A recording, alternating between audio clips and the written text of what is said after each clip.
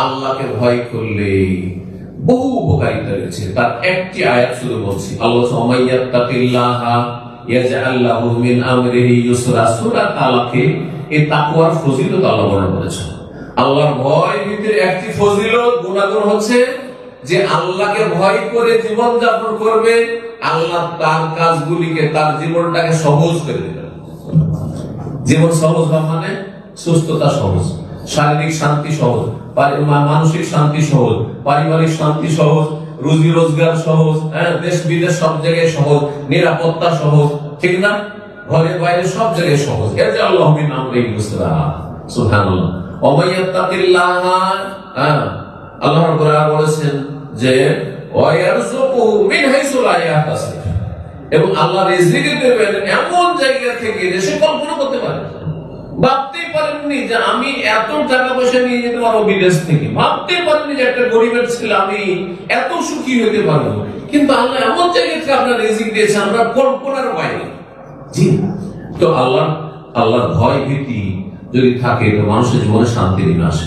আর যার জীবনে আল্লাহর ভয় নেই, সে বিভিন্ন পাপে যখন জড়িয়ে যায় তখন পাপ তাকে দংশন করে।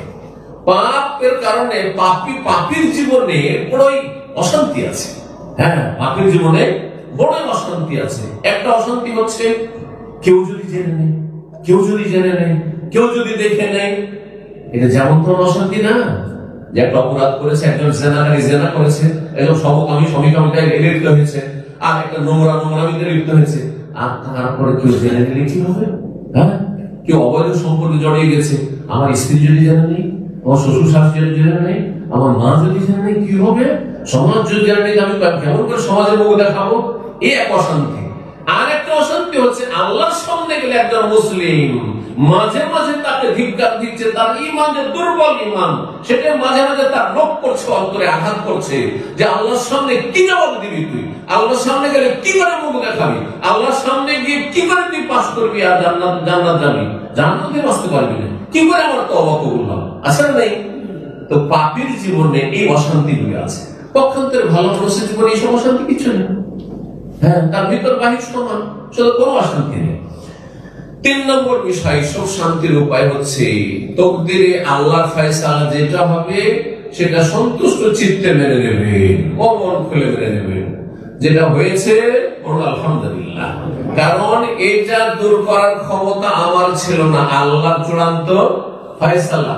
আমি চেষ্টা করেছি ভালো থাকার জন্য, আমি চেষ্টা করেছি সুখে থাকার জন্য, আমি চেষ্টা করেছি দুর্ঘটনা এড়ানোর জন্য, আমি চেষ্টা করেছি সুখী হওয়ার জন্য, কিন্তু সুখী হতে পারিনি, অথবা আর্থিক সচ্ছলতা আসেনি, অথবা পারিবারিক শান্তি পাইনি, পরিবারে অশান্তি। আপনি ভালো মানুষ, তারপর আপনার নসিবে খারাপ স্ত্রী, আপনি একজন মহিলা হয়তো ভালো মানুষ, কিন্তু তার স্বামী খারাপ পড়ে গেছে। তকদিরের উপর সন্তুষ্টি প্রকাশ করতে হবে। আলহামদুলিল্লাহ আলা কুল্লি হাল। একজন মুসলিম দুঃখের সময় বলবে আলহামদুলিল্লাহ আলা কুল্লি হাল, আর সুখের সময় বলবে আলহামদুলিল্লাহ ইল্লাযী বিনি'মাতিহি তাতিম্মুস সালিহাত। সম্মানিত ভাই মণ্ডলী, যদি তকদিরের উপর সন্তুষ্টি প্রকাশ করতে পারেন তাহলে ওতেই শান্তি রয়েছে। কারণ যেটা হওয়ার সেটা হবেই। আমি আমার কাজ করেছি, কিন্তু রবের ফয়সালাকে আমি এড়িয়ে যেতে পারবো না, কোন শক্তি সেটা প্রতিরোধ করতে পারবে না। সম্মানিত ভাই মণ্ডলী, 4 নম্বর যে বিষয়টি সুখ শান্তির উপায় হিসাবে, সেটা হচ্ছে মানুষের উপকারী হওয়া। উপকার কথার দ্বারা হয়, উপকার কাজের দ্বারা হয়, উপকার পয়সা দিয়ে হয়, উপকার বিদ্যা দিয়ে হয়, এলেম দিয়ে হয়, দিনের এলেম দিয়ে হয়, দুনিয়ার এলেম দিয়ে হয়, দুনিয়ার জ্ঞান দিয়ে হয়, উপকার সময় দিয়ে হয়, উপকার শ্রম মেহনত পরিশ্রম দিয়ে হয়, উপকার সৎ পরামর্শ দিয়ে হয়। যার যেমন উপকার লাগে আপনি যথাসাধ্য পরোপকারী হওয়ার চেষ্টা করবেন। মানুষের উপকার করতে গিয়ে কার্পণ্য করবেন না, আপনি বখিলি করবেন না। বুঝছেন না আমার কথা? আপনি ভাববেন না যে এর কাছে আমার কি স্বার্থ আছে। আমি মাঝে মাঝে কথা বলি যে কখন আপনি এটা চিন্তা করবেন না যে এর যে আমি উপকার করে দেবো, এর সাথে আমার কোন স্বার্থ জড়িত আছে।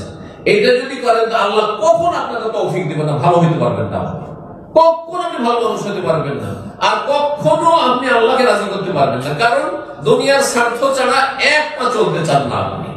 কিন্তু একজন ভালো মানুষ, মানুষের মতো মানুষ, আর মুমিন সত্যি ইমানদারি সত্যিকার মানুষের মতো মানুষ যদি হতে চান, তাহলে যে কোনো বান্দার, যে কোনো মানুষের উপকার করে দিয়ে তার কাছে ফলাফল চাইবেন, আল্লাহর কাছে ফলাফল চাইবেন। কারণ আল্লাহ ফলাফল অবশ্যই দেবেন, মানুষ দিতে চাইলেও দিতে পারে না। কথা ঠিক কিনা? আল্লাহ তখন আপনার খেদমতের জন্য, আপনার উপকারের জন্য, আপনার দুর্দিনে, বালা মুসিবতের দিনে, কষ্টের দিনে আপনার উপকারের জন্য কিছু মানুষকে আপনার খেদমতে লাগিয়ে দেবেন। এটা আল্লাহ ফায়সালা।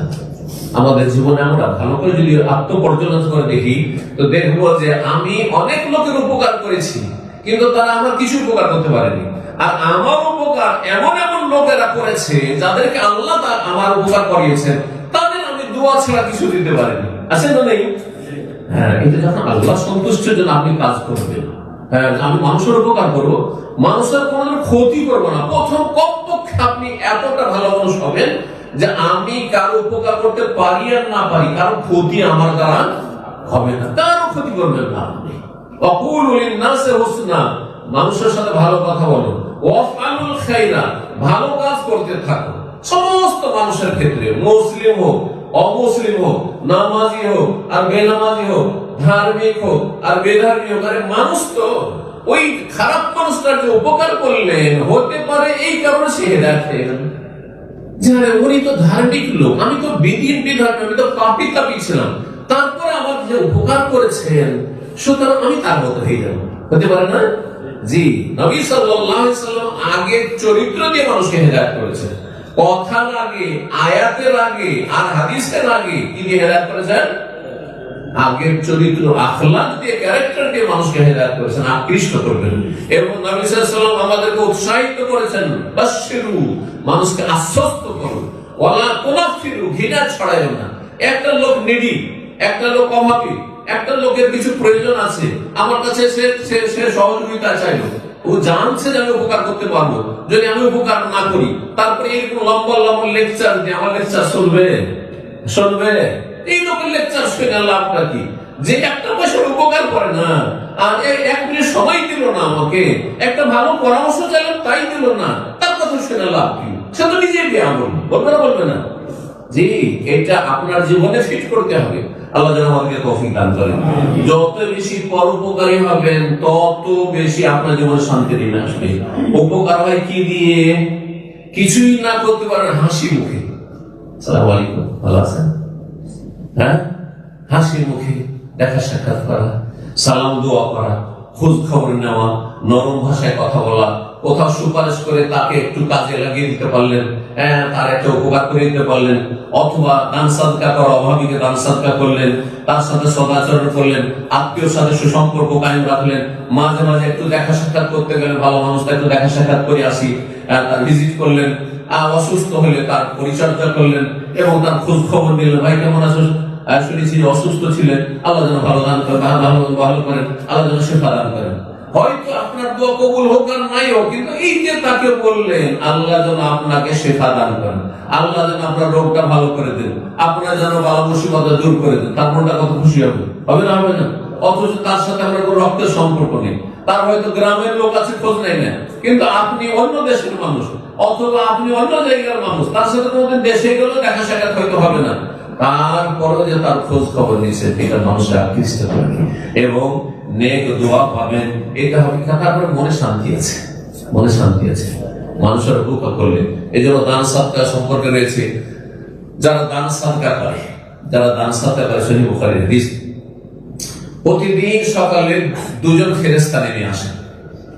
একজন ফেরেশতা নেক দোয়া দেন যারা দান সাদকা করে তাদেরকে, যারা খরচ খরচা করে, মানুষের উপকার করে, আর্থিক সহযোগিতা করে।